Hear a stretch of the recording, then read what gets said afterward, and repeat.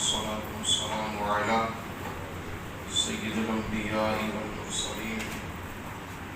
وعلى آله وصحبه أجمعين.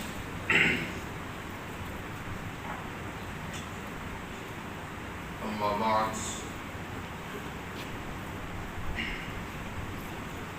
معزز سامعین،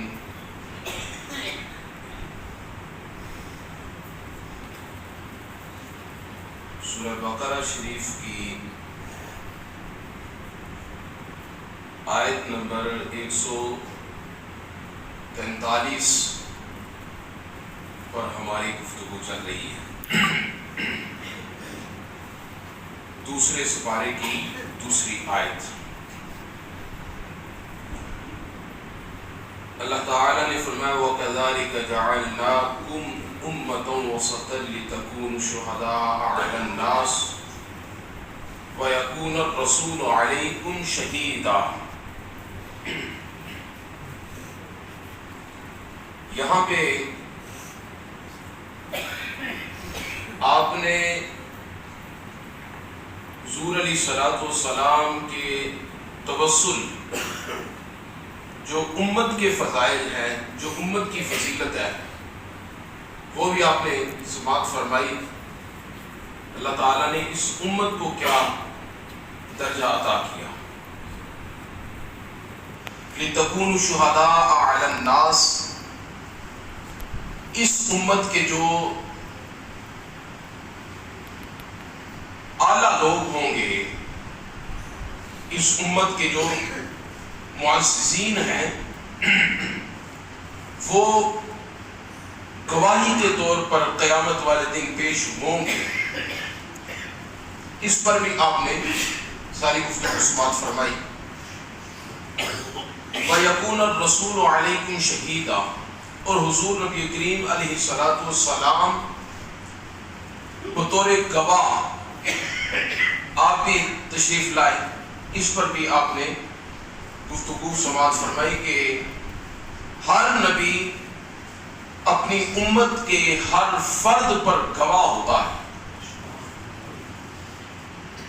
امت کے تمام اعمال اور امت کی تمام جو ہے نیکیاں ہوں، بدیاں ہوں، امت کے ہر فرد پر نبی مکمل طور پر مطلع ہوتا ہے۔ ایسا نہیں ہو سکتا کہ کوئی نبی ہو تو وہ اپنی امت کے کسی ایک فرد سے بھی جو ہے وہ بے خبر ہو جائے۔ تو یہ تو نبی کی شان ہے،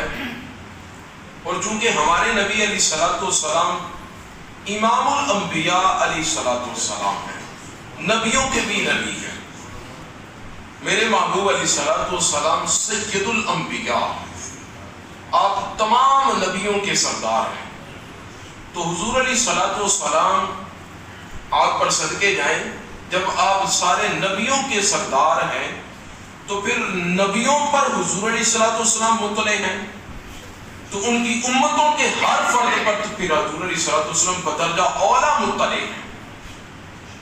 یہاں پر تفسیر مدارک شریف کے اندر امام بغوی نے ایک بڑی اچھی بات لکھی ہے، وہ بھی سماعت فرمائی۔ وَيَكُونَ الرَّسُولُ عَلَيْكُمْ شَهِيدًا، اس میں اس کے تحت امام بغوی رحمۃ اللہ تعالی علیہ اپنی تفسیر مدارک شریف کے اندر وہ لکھتے ہیں، دیکھیں حضور نبی کریم علیہ السلام کو اللہ تعالیٰ نے گواہ بنا کر بھیجا۔ توجہ فرمائیے، آقا علیہ السلام بطور گواہ بن کر تشریف لائے۔ امت میں حضور علیہ السلام کی گواہی بائی مانا کہ امت کے تمام اعمال، امت کے تمام افعال، حتیٰ کہ امت کے فہم و کمان اور امت کی نیتوں سے بھی آقا علیہ السلام واقف ہیں۔ یہ تو امت کے لیول پر، اور مخلوق کے اعتبار سے حضور علیہ السلام گواہ ہے۔ آپ فرماتے ہیں کہ فقط مخلوق میں نہیں حضور علیہ السلام گواہ، بلکہ آقا علیہ السلام مخلوق کے اندر خدا کی بھی گواہ ہیں، مخلوق کے اندر خدا کے بھی گواہ ہیں۔ وہ اس طرح کہ فرماتے ہیں کہ جس طرح حضور علیہ الصلوۃ والسلام نے ارشاد فرمایا نا اشہد اللہ الہ الا اللہ، کہ میں گواہی دیتا ہوں کہ خدا ایک ہے، میں گواہی دیتا ہوں کہ اللہ تعالی ایک ہے، وہ حضور علیہ الصلوۃ والسلام کی گواہی کی فضیلت کیا ہے؟ فرماتے ہیں کہ پہلے انبیاء نے بھی کہا کہ میں گواہی دیتا ہوں اللہ ایک ہے، ہر نبی کا یہ کلمہ شریف تھا، تو ہر نبی علیہ الصلوۃ والسلام کا کلمہ شریف حضور علیہ الصلوۃ والسلام کی تصدیق پر منحصر ہے۔ سمجھ آئی؟ ہر نبی کی یہ گواہی حضور علیہ الصلوۃ والسلام کی تصدیق پر منحصر ہے۔ حضور علیہ الصلوۃ والسلام کی گواہی کسی کی تصدیق پر منحصر نہیں، بلکہ حضور علیہ الصلوۃ والسلام خود دیکھ کر آئے ہیں، اور دیکھ کر آپ نے پورے صدق و یقین کے ساتھ فرمایا کہ میں دیکھ کر آیا ہوں، اس جیسا کوئی نہیں، اس لیے گواہی دیتا ہوں کہ وہ ایک ہی ہے۔ آقا علیہ الصلوۃ والسلام نے اپنے رب عز و جل کو دیکھا، اور دیکھ کر اللہ تبارک و تعالیٰ کی حقانیت پر دلائل ارشاد فرماتے ہوئے فرمایا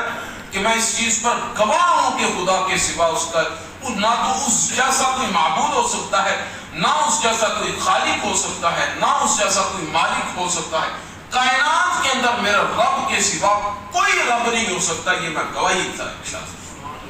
تو آقا علیہ الصلوۃ والسلام کو اس اعتبار سے فرمایا وَيَكُونَ الرَّسُولُ عَلَيْكُمْ شَهِيدًا، کہ جب تمام انبیاء کرام علیہ السلام کی گواہی چونکہ دیکھے بغیر تھی تو ان کی گواہی کا ذکر ہی نہیں کیا، کیونکہ ان کی گواہی تو کسی پر ڈیپینڈ کر رہی ہے، تو جس کی گواہی ڈائریکٹ ہے کسی پر ڈیپینڈ نہیں کرتی، پھر وہ افضل گواہی ہوئی، اس افضل ترین گواہی کو اللہ تعالیٰ نے پھر اپنے کلام کے اندر ارشاد فرمایا وَيَكُونَ الرَّسُولُ عَلَيْكُمْ شَهِيدًا، کہ آقا علیہ الصلوۃ والسلام کی بابت فرمایا کہ حضور علیہ الصلوۃ والسلام گواہ بن کر آئے ہیں، حضور امت کے بھی گواہ ہیں، امتوں کے تمام افراد کے بھی گواہ ہیں، اور آقا علیہ الصلوۃ والسلام خدا کے بھی گواہ ہیں۔ اور پھر آپ فرماتے ہیں اسی مدارک شریف کے اندر امام بغوی آپ فرماتے ہیں کہ دیکھیں آقا علیہ الصلوۃ والسلام گواہ ہیں، کسی کی بھی جب گواہی کو دیکھتے ہیں تو وہ گواہی اس کی اپنی دیانتداری پر منحصر ہوتی ہے، اس کی اپنی گواہی اس کی اپنی دیانتداری پر منحصر ہوتی ہے کہ بندہ جس قدر دیانتدار ہوگا اس قدر وہ پکا صحیح گواہ ہوگا، صحیح گواہی پیش کرے گا۔ جو خیانت کرنے والا ہے، دیانتدار نہیں ہے، اس کی تو گواہی ہی معتبر نہیں ہے، اس کی گواہی معتبر نہیں ہے، لہذا گواہی کا اعتبار ہوتا ہے اس کی اپنی دیانتداری پر۔ آپ فرماتے ہیں کتنا پیارا جملہ ہے، پھر سماعت فرمائیں، آقا علیہ الصلوۃ والسلام کی عظمت کو سن کر اہل ایمان کے ایمان تازہ ہوتے ہیں۔ آپ فرماتے ہیں کہ دیکھیں آقا علیہ الصلوۃ والسلام پر اللہ تعالیٰ نے یہ کلام نازل فرمایا، یہ قرآن مجید نازل ہوا۔ فرماتے ہیں کہ جب یہ قرآن نازل ہوا آپ میں سے، ہم میں سے، مخلوق میں سے کسی کو بھی اس چیز کا علم نہیں تھا کہ یہ قرآن ہے، یہ قرآن ہے، کسی کو بھی علم نہیں تھا۔ یہ میرے محبوب علیہ الصلوۃ والسلام کی عظیم ترین دیانتداری کا بہترین ثبوت ہے کہ آقا علیہ الصلوۃ والسلام نے اس قرآن کی گواہی دی کہ یہ قرآن ہے۔ آپ کو سمجھ نہیں ہے، میں تھوڑا سا آپ کو یہ اس پر ایک جملہ عرض کر دوں تاکہ سمجھ آ جائے، توجہ میری طرف فرمائیے گا۔ آقا علیہ الصلوۃ والسلام کی اپنی لینگویج جو زبان ہے، وہ زبان مبارک، وہ عربی ہے، توجہ ہے نا، آپ کی اپنی زبان مبارک عربی ہے، اور یہ کلام قرآن مجید بھی عربی ہے۔ آپ اپنی ویسے عام طور پر گفتگو کریں تو وہ بھی عربی ہے، اور قرآن نازل ہوا تو وہ بھی عربی ہے۔ اب آقا علیہ الصلوۃ والسلام نے جب اپنی عام گفتگو کرتے کرتے کرتے کرتے بیچ میں جب اسی زبان میں قرآن شروع کیا تو عام بیٹھنے والے شخص کو اس چیز کا تعین کرنا مشکل ہو جاتا کہ آقا علیہ الصلوۃ والسلام نے یہ جو کلام کیا ہے یہ قرآن ہے یا جو پہلے گفتگو کر رہے تھے وہ قرآن ہے۔ سمجھ آئیے؟ اب حضور علیہ السلام کی دیانتداری کا یہاں سے پتہ چلے گا کہ حضور نبی کریم علیہ السلام گفتگو فرماتے فرماتے آقا علیہ السلام نے پھر صحابہ سے فرمایا اب یہ جو میں بولوں گا وہ قرآن ہے، اسے بطور قرآن اپنے پاس درج فرما لیں، اور اس کے آگے پیچھے جو گفتگو ہوگی اسے بطور حدیث درج فرمائیں۔ تو فرماتے ہیں کہ آقا علیہ السلام کی یہ گواہی سب سے معتبر ترین اور کائنات کے اندر اتم ترین گواہی ہے کہ آقا علیہ السلام کا یہ فرمانا کہ حضور علیہ السلام گفتگو کرتے کرتے آپ نے قرآن کا تعین امت کو دیا، اور امت کے لیے قرآن کی ڈیفینیشن بیان کرتے ہوئے، امت کے لیے قرآن کی خصوصیات بیان کرتے ہوئے حضور علیہ السلام نے قرآن کو علیحدہ سے امت کے لیے پیش کر دیا۔ تو اس لیے فرمایا بَيَكُونَ الرَّسُولُ عَلَيْكُمْ شَهِيدًا، آپ امت کے بھی گواہ ہیں، آپ مخلوق کے بھی گواہ ہیں، اور آپ مخلوق کے اندر خالق کے بھی گواہ ہیں، اور آقا علیہ السلام کل عالمین میں خالق کے کلام قرآن کے بھی حضور ہی گواہ ہیں، حضور ہی گواہ ہیں۔ اب لہذا بات یہ ہے کہ یہ ساری گفتگو ہماری اپنی بھی یہ تفاسیر کے اندر مفسرین کرام نے آج سے جو تقریباً 700 800 1000 سال پرانے جو مفسرین گزرے، انہوں نے اپنی اپنی تفاسیر کے اندر یہ ساری صراحت کے ساتھ بیانات فرمائے۔ تو اب حضور علیہ السلام کی یہ عظمت و رسالت ہے کہ جو آقا علیہ السلام کی عظمت و رسالت کو مانتا ہے،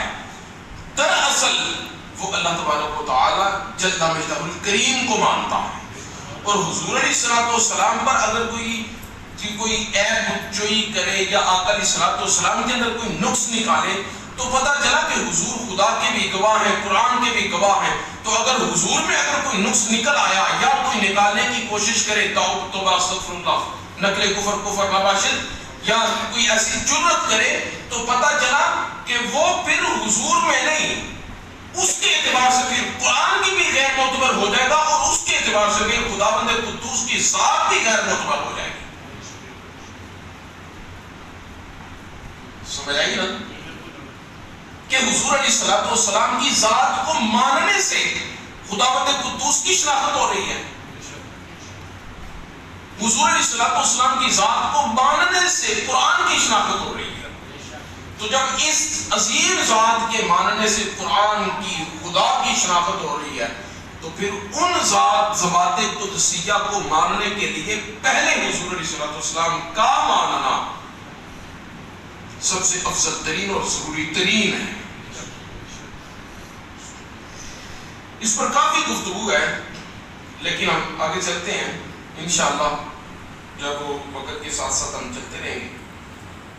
آگے اللہ تعالیٰ نے فرمایا وَمَا جَعَلْنَا الْقِبْلَةَ الَّتِي كُنْتَ عَلَيْهَا إِلَّا لِنَعْلَمَ مَن يَتَّبِعُ الرَّسُولَ مِمَّن يَنقَلِبُ عَلَىٰ عَقِبَيْهِ، کہ ہم نے یہ قبلہ جو چینج کیا ہے، قبلے کا چینج کرنے کا مقصد یہ ان مقاصد میں سے ایک مقصد یہ بھی تھا کہ تاکہ ہم دیکھیں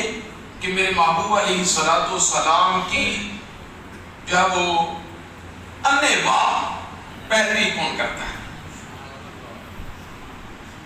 حضور علیہ السلام کی بن دیکھے کون کون پیروی کرتا ہے، حضور علیہ السلام سے انواع جو کون ہے جو آقا علیہ السلام کے اتباع کرے اور اپنی عقل جو ہے وہ اس سے کام نہ لے۔ دیکھیں نا حضور علیہ السلام نماز کی حالت میں، اور نماز کی حالت میں قبلہ چینج ہو گیا ہے، جب نماز کی حالت میں قبلہ چینج ہو گیا تو یہ اس قبلے کی چینجنگ کے ساتھ بڑے بڑے مومن اور منافق جو تھے وہ جدا ہو گئے تھے، بہت سارے اہل ایمان اور اہل نفاق اس سے نکل گئے تھے کہ حضور علیہ السلام نے جب قبلہ چینج کیا تو قبلہ چینج کرنے کے ساتھ جن کے دلوں میں نفاق تھا وہ اپنی منافقت میں رہے، اور جو اہل ایمان تھے، جو اہل عشق تھے، اہل محبت تھے، وہ تو اس پر فدا تھے کہ یا رسول اللہ صلی اللہ علیہ وسلم ہم نے قبلہ آپ کو ماننا ہے، آپ جس طرح منہ کریں ہمارا قبلہ ہی آپ ہے، ہمارا تو قبلہ ہی آپ ہے، آپ آپ جس طرف منہ کریں ہمارا قبلہ وہی ہے، باقی ہمیں تو کسی قبلے سے غرض ہی نہیں ہے۔ تو کائنات کے اندر اوپر خدا کی رضا، نیچے مصطفیٰ کی اتباع، اور ان دونوں چیزوں کے اندر بھی، خدا کی رضا کے اندر بھی مشروط مصطفیٰ کریم علیہ الصلوۃ والسلام کی اتباع ہے۔ ان دونوں میں بھی اولین درجہ اتباع مصطفیٰ کا ہے کہ خدا کی رضا بھی حضور علیہ الصلوۃ والسلام کی اتباع کے بغیر نہیں ہے۔ لہذا لازمی اور ضروری امر یہ ہے کہ پہلے حضور اکرم علیہ الصلوۃ والسلام کی ذات اقدس کو مانا جائے۔ یہ بھی قرآن کی تفسیر ہمیں بتا رہی ہے۔ آگے فرمایا وَإِن كَانَتْ لَكَبِيرَةً إِلَّا عَلَى الَّذِينَ هَدَى اللَّهُ، اور یہ ایک چیز، یہ جو قبلہ چینج کر کے اہل ایمان کا اور اہل منافقت کا جو اللہ تعالیٰ نے یہ جو ایک چھانٹی کی ہے، منافقوں کی اور مومنوں کی یہ جو چھانٹی کی ہے، آپ اللہ تعالیٰ فرماتا ہے کہ یہ چیز مومنوں کے لیے کوئی بھاری نہیں ہے۔ جس نے مان لیا اس کے لیے کیا بھاری ہے، اس کے لیے کیا اس میں مشکل ہے؟ جس نے مان ہی لیا، مشکل تو اس کے لیے ہے کہ جس نے جب وہ مانا ہے، ماننے والوں میں وہ بیٹھا ہے مگر اندر سے مانتا ہی نہیں ہے۔ بیٹھا وہ ماننے والوں میں ہے لیکن اندر سے وہ مانتا نہیں ہے۔ اب اس کے لیے جب ایسا امتحان آئے گا تو وہ مشکل میں پڑ جائے گا کہ میں تو مانتا ہی نہیں ہوں، تو میں ماننے والوں میں بیٹھا ہوں، اب میرے لیے یہ امتحان آ گیا کہ میں ان جیسے کام کروں جیسے وہ ماننے والے کر رہے ہیں، اس کے لیے یہ مشکل ہو سکتا ہے۔ فما وما كان الله ليضيع ايمانكم ان الله بالناس لرؤوف رحيم۔ لوگ آپس میں باتیں کرنے لگے کہ جتنی نمازیں ہم نے بیت المقدس کی طرف منہ کر کے پڑھی ہیں پھر وہ ضائع ہو گئی۔ 16 یا 17 ماہ نمازیں بیت المقدس شریف کی طرف منہ کر کے پڑھی تھی، تو پھر جب قبلہ چینج ہو گیا، کعبہ شریف کی طرف منہ کر لیا، تو پھر صحابہ کرام نے آپس میں تھوڑی گفتگو کی کہ وہ نمازیں ہماری جو بیت المقدس کی طرف منہ کر کے پڑھی ان نمازوں کا کیا بنے گا۔ پھر صحابہ نے جب آپس میں گفتگو کی، اللہ تعالیٰ نے اسی آیت میں ان کی اس بات کا جواب دیا۔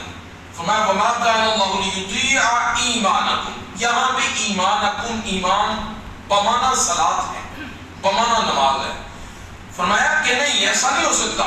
کہ اللہ تبارک و تعالیٰ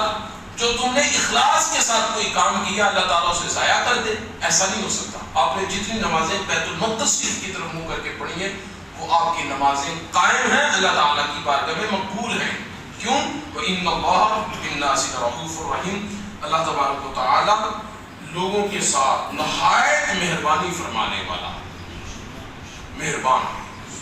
اللہ تعالیٰ ہم سب کو عمل کرنے کی توفیق نصیب فرمائے۔